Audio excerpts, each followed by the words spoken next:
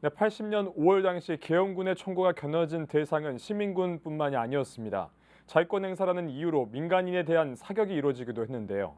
특히 송암동과 효천역 일원에서 일어난 민간인 학살 사건의 경우에 일부를 제외한 사망자가 정확히 밝혀지지 않아서 제대로 된 명예회복이 힘든 실정입니다.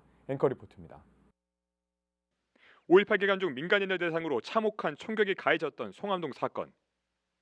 이 사건은 1980년 5월 21일부터 26일 사이 계엄군의 광주 외곽 봉쇄 작전 기간에 남구 송암동 일대에서 집중적으로 발생한 민간인 학살 사건입니다.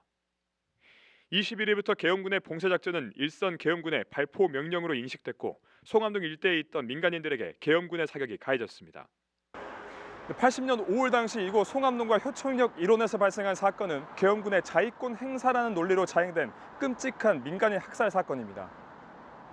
무엇보다 24일 사건의 경우 한낮에 많은 희생자들이 발생해서 잘 알려져 있습니다. 이날 공수부대와 보병학교 교도대 5인 사격으로 9명의 군인들이 죽었고 이 과정에서도 희생자가 발생했습니다. 마을에서 놀고 있었던 초등학생과 중학생, 휴식을 취하고 있던 일반 주민들까지 총격에 의해서 목숨을 잃거나 부상을 당했습니다. 바로 뭐 한 5m도 안 되는 데서 그 조그만 애를 갖다 쐈다는 것은 어떤 마음을 가지고 쐈는지, 이 공수애들이 어떤 대한민국의 어떤 군인으로 살 수 있는 짓이 아니지 않는가.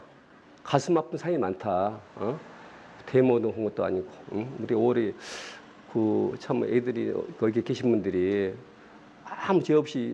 심지어 공수부대원들은 5인 사격으로 인해서 마을로 들어가서 보복을 하기까지 합니다.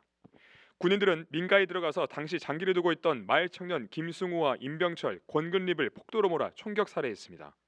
현재까지 송암동 사건에서 파악된 사망자 수만 모두 17명. 특히 21일 사건의 경우엔 밤중에 학살이 발생해서 아직까지 정확한 사망자 수가 파악되지 않고 있습니다. 군의 공식 기록은 3명인데 목격자의 진술에 따르면 최소 7명에서 최대 12명을 주장하고 있어서 논란이 남아 있습니다.